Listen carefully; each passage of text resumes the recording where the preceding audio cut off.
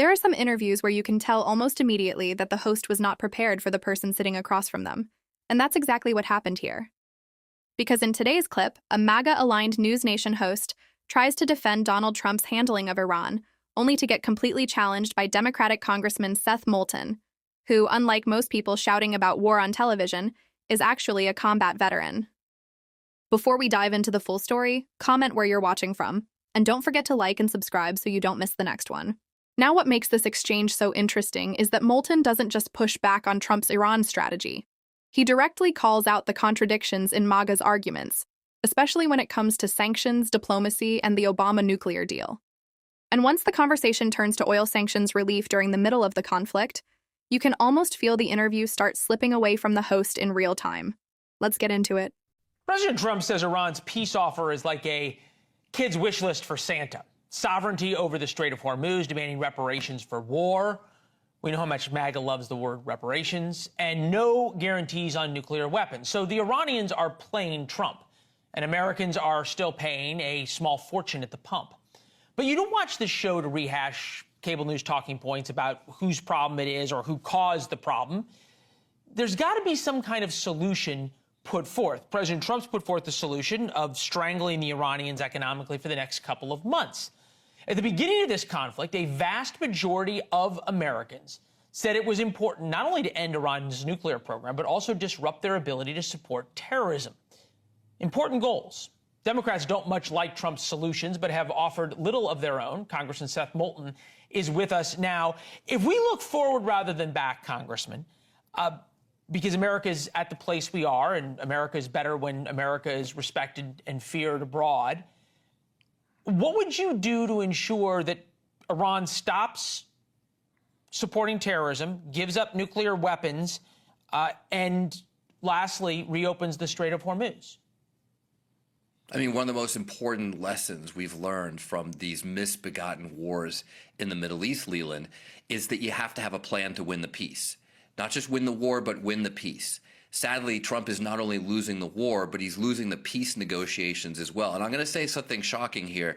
I agree with Bill O'Reilly when he just said what we need. We need a deal for intrusive nuclear inspections, and we need to reopen the strait. Remarkably, that is exactly what President Obama handed Trump on his first inauguration. It's exactly what he handed him. He had intrusive inspections, and he handed the Iranians enough money. And the strait was open. He handed the Iranians enough money to wildly increase terrorist activity around the Middle East, kill hundreds, if not thousands, of Israelis on October 7th. Okay, but where are we today? He handed them everything. Where are we today? I'm just saying, like, look, I'm trying to find common ground. You're saying Obama was the great statesman after handing the Iranians billions of dollars?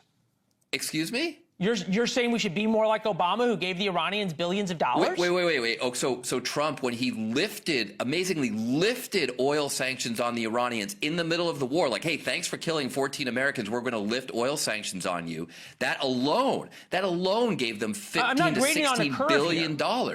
Right now, I mean, you can buy a lot of ballistic missiles from the Chinese for $16 billion that we just handed Iran in the course of this war. Okay, so don't talk about Obama actually got something for that money.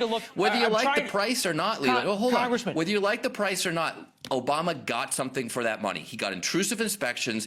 He got a deal that prevented Iran from ever having a nuclear weapon. And Trump's own first administration certified they were following the deal. Let's try to get into this decade of where we're at right now.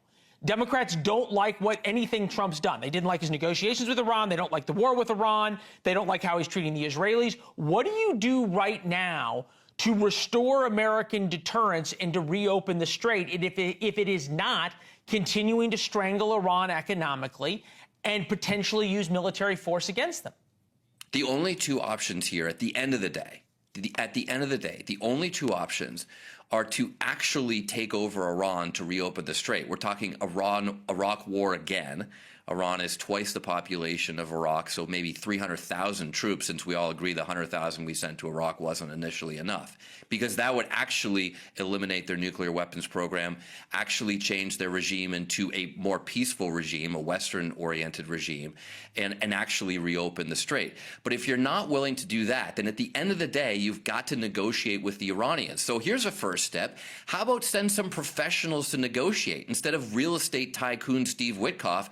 Where's the Secretary of State? I mean, I would be embarrassed right now if I was Marco Rubio. There's a geopolitical crisis. It's causing major domestic problems with rising gas prices. And Marco Rubio's been sent to babysit Cuba? I mean, what is going on with seems this, to be the most these popular negotiations? member of the administration right now. You're going to trash what Rubio I'm asking now? is, where are the professionals to actually negotiate a decent deal? You've got people who've negotiated with Iran for decades in the State Department. Why are they being sidelined? I don't think any. I think the reason there's new people is because the people in the State Department who are negotiating with Iran seem to be apologists for Iran. So, no, absolutely not apologists for Iran, because they actually got a deal that prevented them from having a nuclear weapon. And the bottom line is that the one I get big the Democrats now achievement— seem to want to go. They seem to say that Obama was this panacea to the Middle East. I was No, there. look, and look, I was there critical with Obama in the Middle East, and it turned into a complete disaster. The Arab Spring. Okay, well, first of all, didn't really work out. Listen, Leland, don't forget that I've been on the ground in Iraq. I've seen Americans killed by Iranians. Yep. So don't question my concern about the national security threat that Iran poses. I just actually want to see us win. I want to actually see Iran be prevented from having a nuclear weapon. And what I would really like to see is actual regime change in Iran from within. And when you have a diplomatic deal that you then build on with more diplomatic deals to strengthen it, to make it better rather than tearing it up and starting a war, you actually empower the moderates in the country rather than the hardliners. Everything Trump has done is empowered the hardliners. Okay, well, I think that's one method. I don't buy that it's going to work, but I understand the point. Well, it'd be a lot better than right now, because we've literally gotten nothing out of them. For all of Trump's bluster and bombs, he's gotten nothing out of the Iranians except they've closed the strait, which they've never closed before. They're phenomenally weakened. They're nearly broke. We have how are they? They're so weakened that they keep attacking the U.S. They're 2 to 4 months away from economic collapse. And well, first of all, that's the report Democrats love talking about. So, look, there's two ways to get to the point. You're arguing one way. From having been in the Middle East, if you think Trump is actually going to hold out 4 months, I mean, you give him more credit than I do. Well, we'll see. That is the $1 trillion question. It is a $1 trillion question. No, you're right. It is a $1 trillion question. We'll see. Congressman, thank you. We will. We'll talk to you soon. Always good to see you, Leland. Yeah. So listen, at a certain point, people just need to be honest about what's actually happening here. Because whether you personally liked Barack Obama or not, the Iran nuclear deal was working. Even Trump's own administration admitted Iran was complying with it before he tore it up. And that's the part MAGA media never wants to talk about. Instead, they spent years screaming that Obama gave Iran money, while completely ignoring the fact that Trump's own policies ended up giving Iran massive oil sanctions relief during the middle of this conflict. And if Obama had done something even remotely similar, Republicans would have been demanding impeachment within hours. Everybody knows it. The reality is this. The JCPOA put inspections in place. There was oversight. There was monitoring. There were actual mechanisms designed to slow Iran's nuclear ambitions down.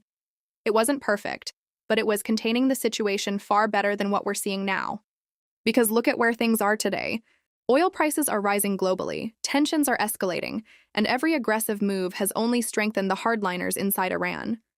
That's the irony in all of this. The people who claimed they were bringing peace through strength have helped create even more instability. And honestly, that's what Seth Moulton was trying to explain during this interview. Foreign policy is not about sounding tough on television. It's about outcomes. It's about whether the strategy actually works. And right now, the world is dealing with the consequences of a deal being destroyed without any serious replacement ready to take its place. But let me know what you guys think down in the comments below. If you enjoyed the video, make sure to like, subscribe, and turn on notifications so you don't miss the next one. I appreciate you guys watching, and I'll catch you in the next video.